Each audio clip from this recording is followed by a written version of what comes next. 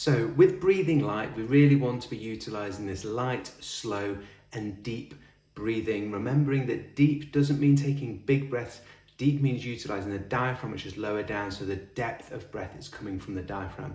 With the breathing light, we don't actually want to be taking big breaths. We want to try and lighten, soften and quieten the breath. I'm going to take you through how to do that, and then you can follow along to try and master this little bit of skill of lighter, slower, quieter breathing. And just to say, it's going to be something that takes a little bit of time to master, because we're going to generate a little bit of air hunger during this. So there can be a little bit of air hunger at the top of the breath as we're taking slower, lighter breaths on the way in. So you're breathing slightly less air than you want to.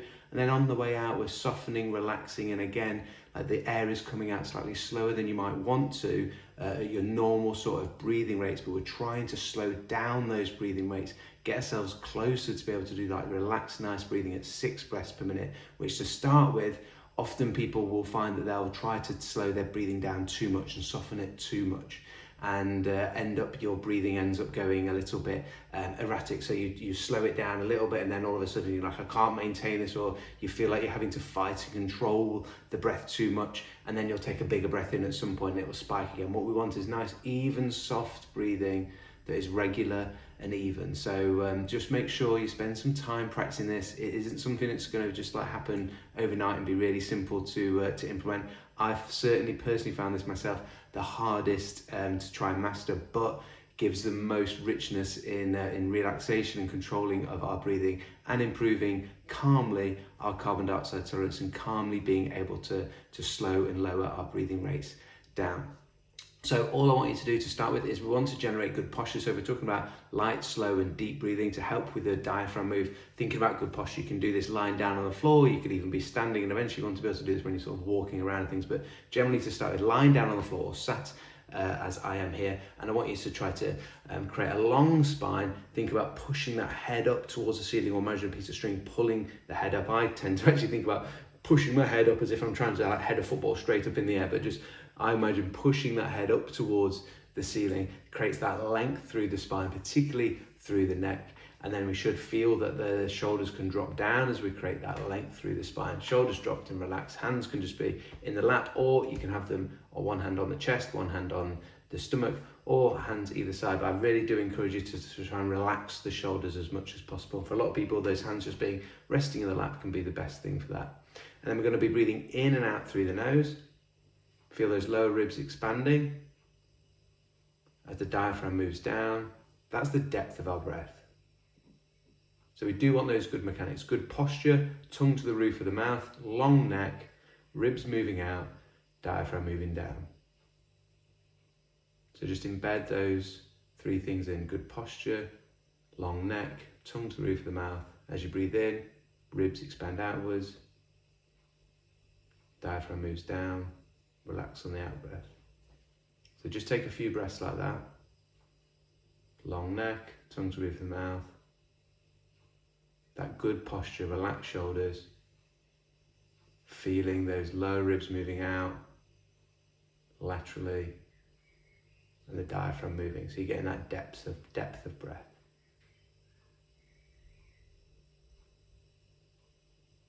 Follow that breath, feel it moving. Notice the diaphragm and ribs moving. Maintain your good posture. And then as you just maintain that, and that just starts to embed in, I want you to start putting your attention towards the nose. And as we're breathing in and out of the nose, I want you to notice the airflow as it comes in through the nose, and then just notice the air as it's leaving. Maintaining a good posture, but also just noticing the air as it comes in and out. We should still feel the ribs moving out and the diaphragm moving down, but you're gradually putting more and more awareness into the airflow as it comes in the nose and as you relax and it leaves the nose. Notice that as the diaphragm moves down, air starts to get pulled in through the nose. Linking that airflow to the movement of the ribs and the movement of the diaphragm in and out. And then just pay attention also to the noise, the sound that the breath is making on the way in, and then as it leaves on the way out. Sometimes it can be a little louder on the way in, or a little bit louder on the way out. I just want you to try to quieten that down a little bit. Can you make it a little bit softer, a little bit quieter? And as you do start to make it quieter, notice that the airflow on the way in is slightly less. And what you really might notice is a difference in temperature. As you go quieter on the way in and softer, the airflow on the way in, you don't notice the cold quite so much. You relax on that out breath.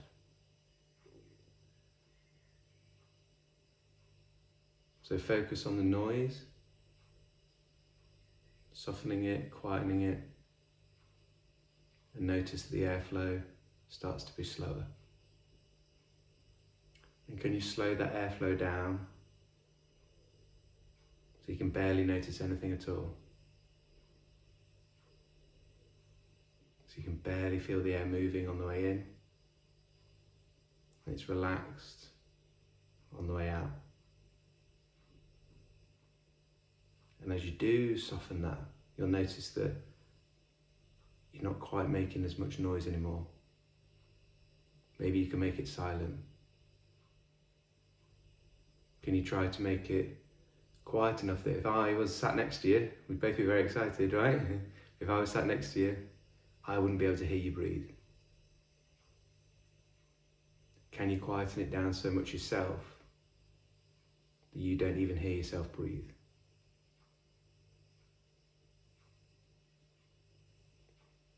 And if that's the case, whether it's completely silent to you or not, but just the fact that it's quieter, it's slower, and it's lighter, just smile internally and just enjoy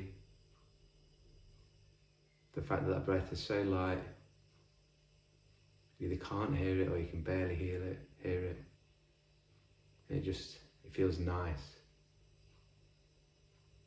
It feels nice to be breathing light and slow and quietly. So don't try to over control it. Just enjoy whatever lightness and whatever noise feels good for you now. As you practice this and get better at this, you'll be able to breathe lighter and slower and quieter the more you master it. It's a skill at the end of the day. It's one of our most basic motor patterns, breathing, but it's still a movement pattern. The diaphragm is a muscle. Like any muscle, we can use it well or we can use it poorly. So light on the way in, quiet and relaxed on the way out. And just enjoy that lightness. Enjoy the quietness. And just to say, don't try to overdo it. There may be, as I said at the start, a little bit of air hunger at the top of the breath as you're being lighter and slower. And there may be a little bit of air hunger at the end of the breath. There may be a slight pause. If it feels nice to have just a gentle pause at the end, not controlled, but after your exhale, you don't have to be in a rush to breathe in again, just let it happen. And again, as we improve our carbon dioxide tolerance, we improve the relaxation of our breathing and the calmness of our breathing, we tend to have a more relaxed pause at the end of those exhales. Great chance for the diaphragm to have a rest. And there definitely isn't any noise at that point. And if you get to there, that's great, just enjoy that. Enjoy that little pause at the end of the exhale. And then breathe in when you're ready. But really don't force it. You're just practicing breathing better, breathing lighter, breathing slower, and breathing quieter.